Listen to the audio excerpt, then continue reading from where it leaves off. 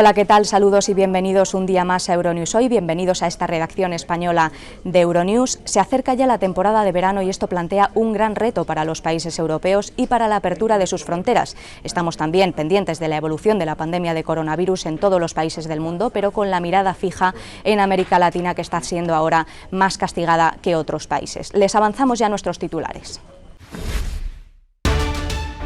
España deja atrás el estado de emergencia. Los aeropuertos recibieron este domingo a los primeros visitantes del espacio europeo Schengen. Ya son más de 1.300 los casos de COVID registrados en una planta cárnica de Alemania. El factor de reproducción del coronavirus se dispara en el país. Brasil supera las 50.000 muertes por coronavirus. Varias ciudades han tenido que frenar la reapertura iniciada en junio pese a tener más de 1 millón de personas contagiadas. Bolivia tendrá elecciones antes del 6 de septiembre. La presidenta interina Yanine Áñez acepta promulgar la ley que convoca los comicios pese al avance de la pandemia. España deja atrás el estado de emergencia. Los aeropuertos recibieron este domingo a los primeros visitantes del espacio europeo Schengen, excepto Portugal. Los dos primeros vuelos que aterrizaron este domingo en el aeropuerto de Barajas procedían de París y de Milán.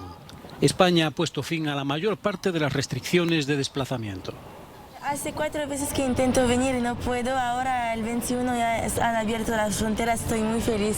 Todos estamos muy felices, estábamos esperando este momento desde 3 meses. Los ánimos no están como cuando antes, que viajar era más festivo. Se percibe tanto aquí como allí un control bastante estricto, todo el mundo con mascarilla. Entonces la palabra no es miedo, pero la palabra es tal vez que impresiona más.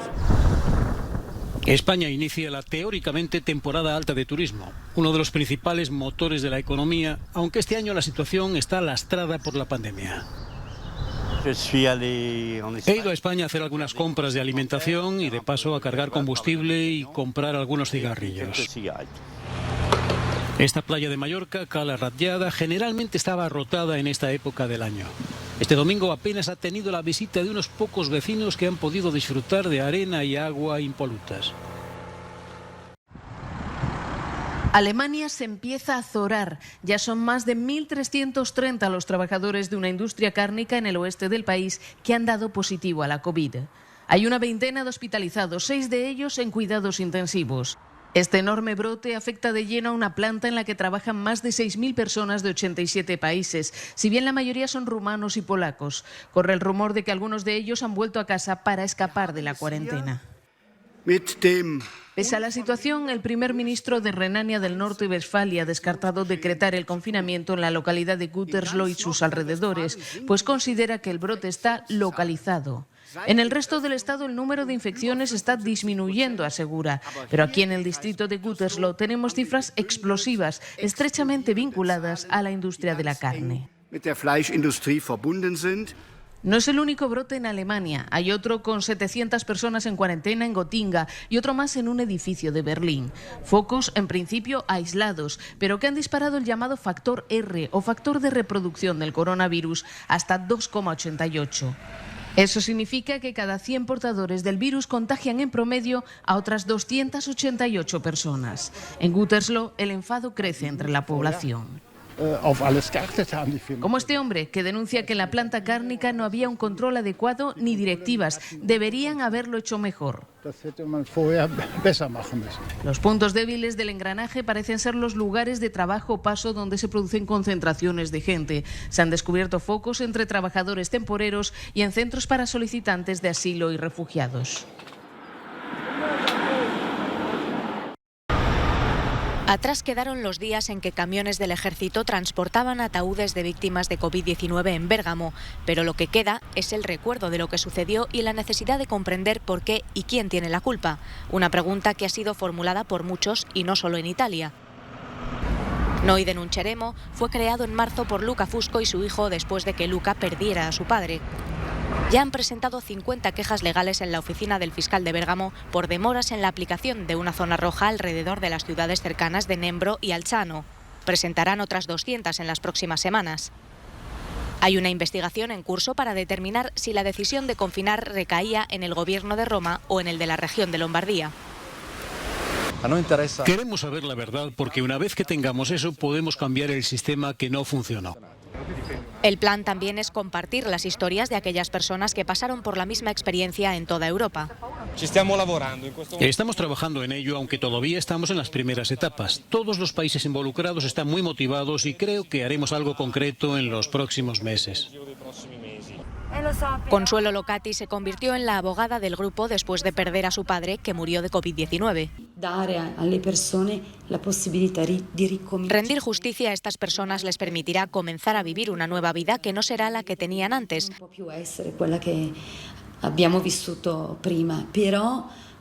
Pero al menos pueden comenzar a aceptar esas muertes y hacer su duelo.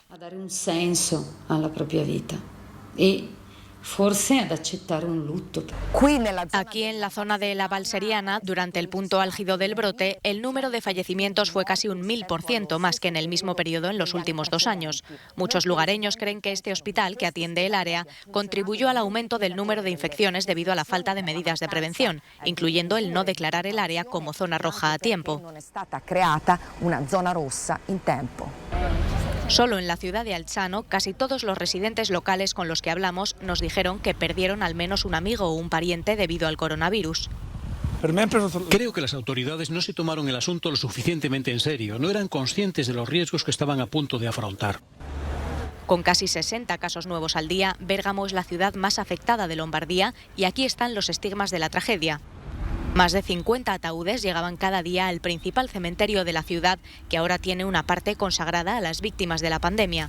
Las personas enterradas aquí murieron en tan solo unos pocos días.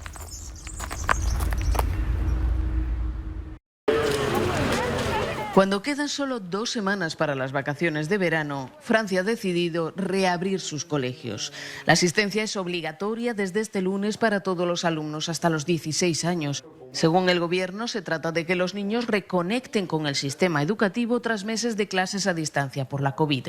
Pero muchos colegios ya han dicho que será imposible acoger a todos los alumnos si tienen que respetar las distancias de seguridad. Este lunes reabren también casinos y cines. Para celebrar la noticia, algunas salas programaron películas a las 12:01 de la noche. Esta responsable de los multicines UGC explica que por cada asiento ocupado habrá 2 libres. Solo podrán sentarse juntos si vienen en pareja.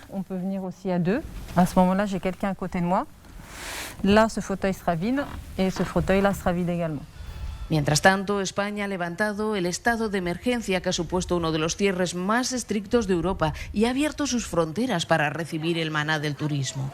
Los ciudadanos de la mayoría de los países europeos tienen abiertas las puertas de España, incluidos los británicos, y sin necesidad de respetar una cuarentena. Desdramatizamos un poco porque el cierre de fronteras nos aisló. Esto nos permite revivir, opina Stefancis. Aislamiento que han sufrido como pocos los ancianos de las residencias de España, que pueden volver a ver a sus familias después de 3 meses en soledad. Porque hace mucho que no le veía.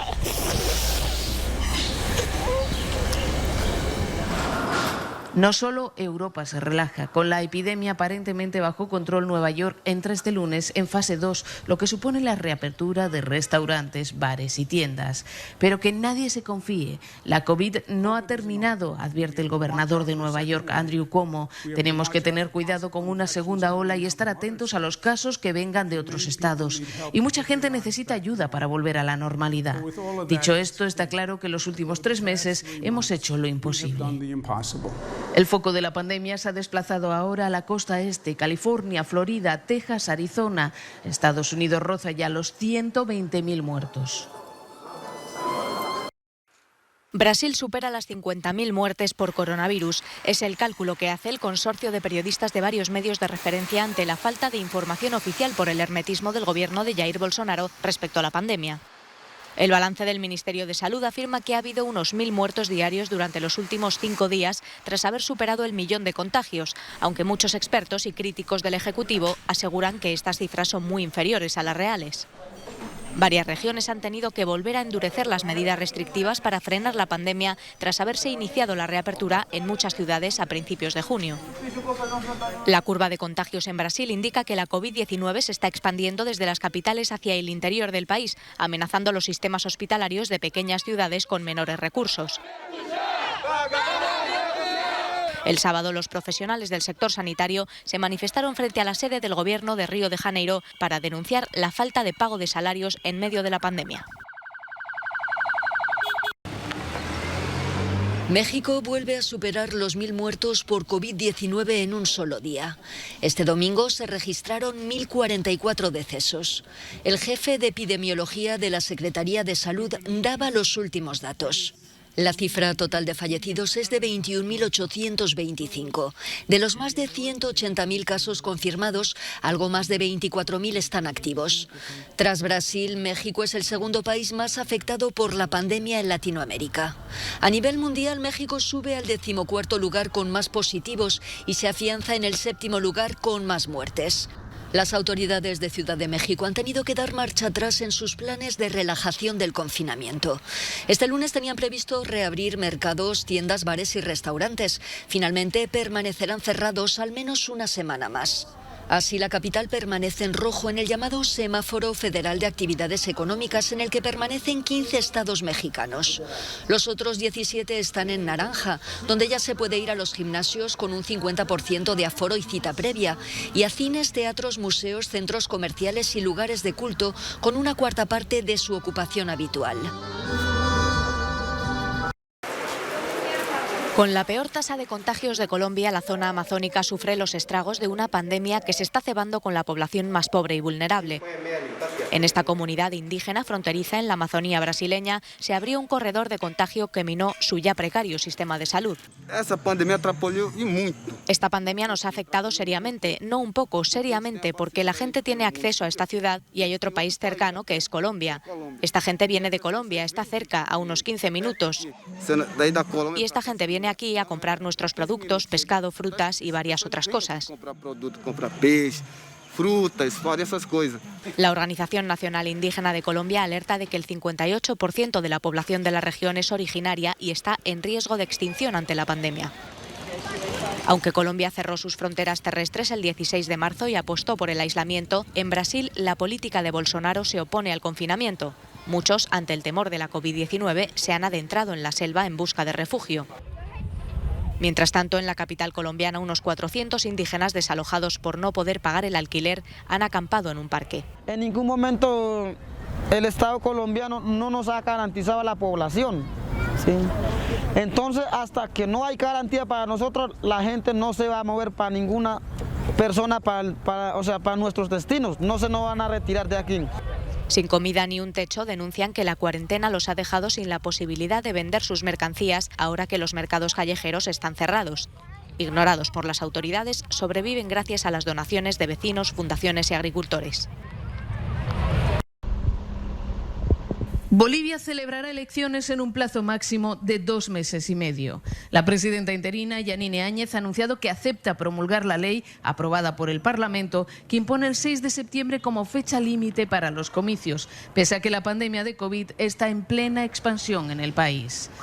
Áñez subrayó que lo hace a su pesar, presionada por los expresidentes Evo Morales y Carlos Mesa y el candidato Luis Arce, a los que responsabiliza de lo que pueda ocurrir. El gobierno pondrá todo su esfuerzo en ayudar a que se haga una elección ordenada y con el menor riesgo de contagio. Pero en este tema del riesgo, quiero pedir al señor Evo Morales, al señor Luis Arce Catacora y al señor Carlos Mesa que asuman con valentía la responsabilidad que tienen al haber exigido con tanta insistencia que hagamos elecciones en plena pandemia. Tras la anulación de las elecciones de octubre del año pasado y la consiguiente salida de Evo Morales de Bolivia, el país ha estado gobernado de forma interina por Áñez. Unos nuevos comicios estaban previstos el 3 de mayo, pero fueron pospuestos al declararse la emergencia sanitaria. Después, la epidemia de COVID no ha dejado de intensificarse. El sábado pasado se superaron por primera vez los 1.000 contagios en un día. Ya se han reportado al menos 740 muertos. Así se celebraba en la sede del Partido Progresista Serbio de Aleksandar Vučić la victoria de la formación de centro-derecha en las legislativas del domingo con mayoría absoluta. Hemos ganado en lugares en los que nunca habíamos ganado. Ganamos de forma muy convincente. La formación gobernante y su líder de facto acumulan casi una década en el poder en Serbia. Vučić, pese a que su nombre no figuraba en las papeletas, ha sido la cara visible del partido durante la campaña. Su victoria no ha sido una sorpresa en las calles de Belgrado. Era lo esperado, era el único partido en las elecciones y ganaron, por supuesto. Desearía que hubiese sido diferente. Creo que es un resultado realista, es lo que se esperaba y demostró que el boicot que se intentó no tenía sentido. Durante años Serbia ha sido criticada por la fragilidad de su democracia y la caída de la libertad de prensa. Por ello, 9 partidos de la oposición boicotearon las elecciones y pidieron a los votantes que no fuesen a las urnas. Según la oposición, la participación fue inferior al 50%. Estoy muy contento porque mucha gente ha sido valiente en Serbia y han dicho no a todas esas cosas de locura que han pasado en nuestro país en los últimos años. La OSCE desplegó observadores por toda Serbia y pronto publicarán su informe sobre las elecciones. Mientras, la Unión Europea parece estar atrapada en medio. Los partidos de la oposición quieren que la UE intervenga y medie para preparar el terreno para otras elecciones. Por otro lado, el partido ganador tiene por su parte que cumplir sus promesas, siendo una de ellas acelerar la adhesión a la Unión Europea, y todo ello en un país profundamente dividido.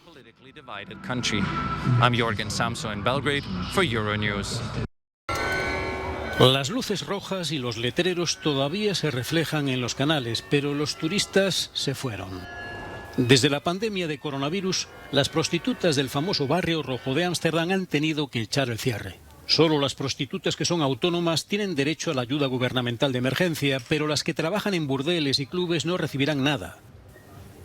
Lotte tiene 2 prostíbulos en Ámsterdam. Antes de la COVID-19 los clubes estaban abiertos los 7 días de la semana y decenas de mujeres solían trabajar aquí. Las chicas me llaman todos los días, lo están pasando fatal, es horrible. No pueden pagar el alquiler y a veces ni siquiera pueden comprar alimentos y tienen que pedir dinero prestado. Todo el mundo recibe ayuda, excepto las mujeres que hacen este trabajo. Sí, estuvimos abiertos durante un año y ahora todo está vacío. Nadie. Cerrado durante 6 meses. La prostitución es legal en los Países Bajos, pero ahora que los escaparates y prostíbulos están cerrados, muchas chicas se han pasado a Internet. Comienzan a buscar clientes en Internet y los clientes también buscan mujeres ahora. Quiero decir que para muchas personas el sexo es la necesidad más importante en la vida. Eso significa que irán al encuentro con los clientes, pero nadie sabe dónde están. Y también algunos clientes pueden decir, lo que estás haciendo es ilegal, y se resistirán a pagarles. Es como esperar a que ocurra un accidente. Quizá entonces alguien nos escuche. Cuando este prostíbulo vuelva a abrir, las cosas serán muy diferentes. A Lotte se le ocurren algunas ideas para las trabajadoras sexuales en esta crisis. Cuando reabramos tendremos que mantener la distancia, por supuesto. Pueden trabajar con guantes y mascarillas. También pueden hacer posturas diferentes. Por supuesto, pensamos en ese tipo de cosas. Según los últimos planes del gobierno, las trabajadoras sexuales pueden reiniciar sus actividades el 1 de septiembre, pero no está claro en qué condiciones, y para muchas de ellas puede ser demasiado tarde. Stefan de Vries, Euronews, Amsterdam. $6 millones por una guitarra de Kurt Cobain subastada en Los Ángeles. Es la guitarra que el líder de Nirvana tocó en el MTV Unplugged, un concierto acústico mítico que se convirtió en disco en 1994, 7 meses después de su suicidio, siendo un éxito de crítica y ventas. Kurt no buscaba guitarras ostentosas o glamurosas. Era zurdo y necesitaba una que se adaptara fácilmente a un diestro o a un zurdo, como son las guitarras Martin. Eso era importante para él. La Martin D18 de 1959 de Kurt Cobain y su funda original pertenecen ahora al australiano Peter Friedman, propietario de Rode Microphones. No es la primera vez que algo que perteneció al líder de Nirvana se convierte en oro. Durante esa actuación, Kurt usó una chaqueta verde que probablemente compró en una tienda de segunda mano por unos $, con manchas, olor de cigarrillo y demás, y la vendimos en octubre del año pasado por $334.000. El álbum póstumo MTV Unplugged New York completó la breve pero muy influyente discografía de Nirvana, dejando una huella imborrable en el movimiento grunge y la música del siglo XX.